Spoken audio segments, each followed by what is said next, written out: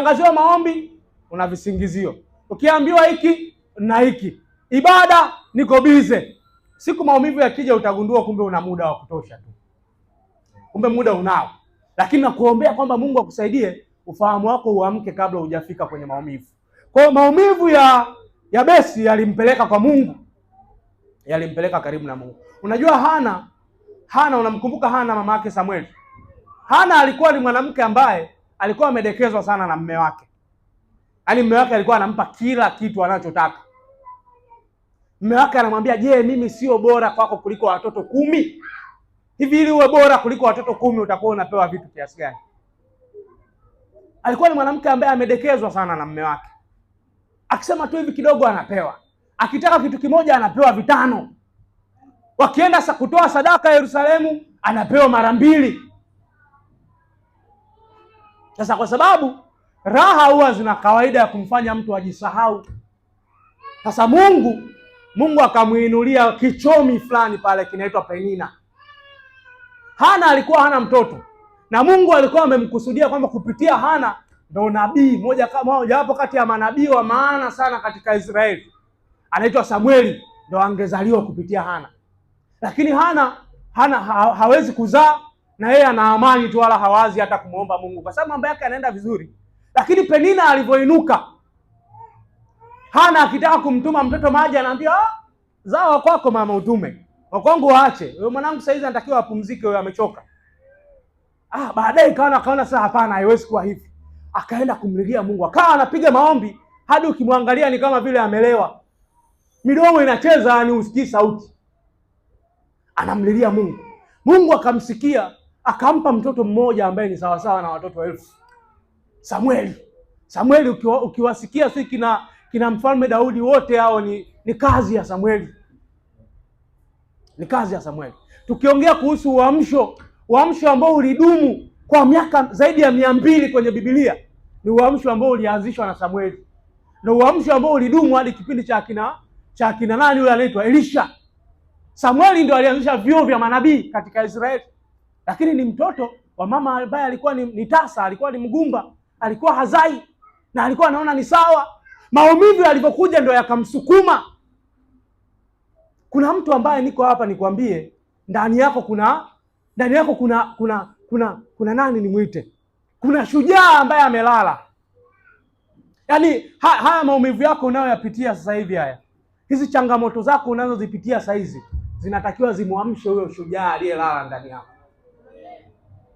Ndani yako kuna mwanamke fulani hivi mpambanaji, ambaye haya maumivu yanatakiwa yakusukume mbali kiasi kwamba huyo mwanamke aweze kutoka. Ungemfuata Hana kipindi anapewa zawadi na mume wake, ukamwambia angeweza kuomba kwa kiwango alichokuwa anaomba, angeweza kupush hadi akaleta kuhani na nabii katika Israeli. Inawezekana Hana asingekuamini, lakini huyu mwanamke alikuwepo ndani yake. Kwa kuna muda ili uweze kupata dhahabu inabidi uchimbe chini, na kuchimba sio kitu kirahisi. Uzuri mchungaji wenu ni injinia wa madini. Kuchimba hadi upate dhahabu sio kitu chepesi. Wanasema mgodi mrefu zaidi duniani ni mgodi uko kule South Africa, unaitwa Mponeng. Mponeng ni mgodi ambao una urefu wa karibia kilomita 4 kwenda chini. Unafikiri kuchimba kilomita 4 chini wametoa udongo kiasi gani? Kwa kuna muda ili ule shujaa aliyeko ndani yako atoke, lazima kuwe kuna vitu vya kukutia hasira. Lazima kuwe kuna kitu fulani ambacho unataka kupambana nacho. Halafu huyo warrior ambaye amelala ndani yako ndio atakapoamka sasa aweze kufanya kazi. Kwa kuna changamoto zako zinatakiwa zikusukume kwa Mungu. Changamoto za Yabesi zilimsukumia kwa Mungu, akaomba. Na kwa taarifa yako, kwenye kitabu cha Mambo ya Nyakati wa kwanza, Yabesi unakutana naye sura ya 4 mstari wa 9, lakini Yabesi ndio mtu wa kwanza kulitaja jina la Bwana kwenye kitabu cha Mambo ya Nyakati. Mtu ambaye alikuwa na changamoto kuliko wote, mtu ambaye alikuwa na jina baya kuliko wote, ndio mtu wa kwanza kumpa Mungu utukufu katika kitabu cha Mambo ya Nyakati. Niko hapa leo nikutangazie na wewe ambaye ulikuwa unaonekana ndio wa kudharauliwa zaidi kwenye ukoo wenu, Mungu anakwenda kukutumia wewe kuliinua jina lake. Bwana anakwenda kukuinua wewe hapo ili aweze kujipatia utukufu. Kuna vitu wewe ndio utakuwa wa kwanza kuvifanya kwenye ukoo wenu. Katika jina la Yesu upokee hiyo. Watu watasema jamani, mambo yalikuwa yanaenda tu ili mradi, hadi dada yetu fulani mwaka 2026 alipoinuka akafanya kitu fulani. Wewe ndio unaenda kugeuza mchezo.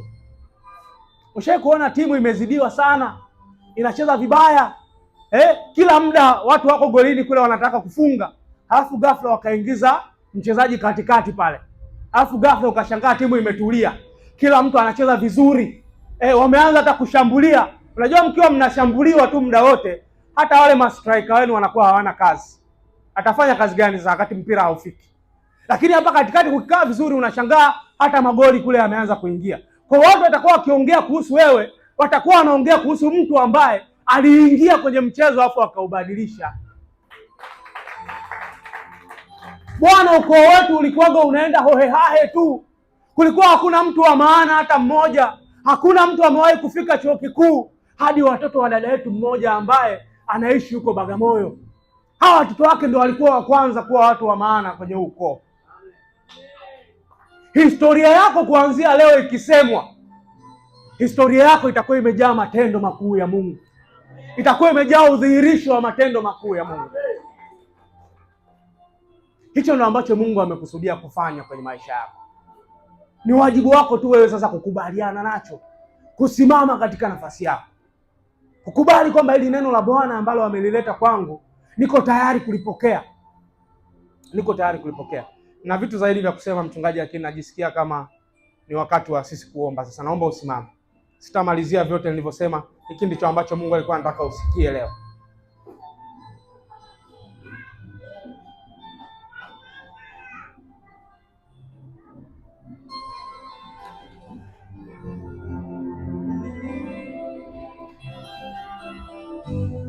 Wewe ni mfalme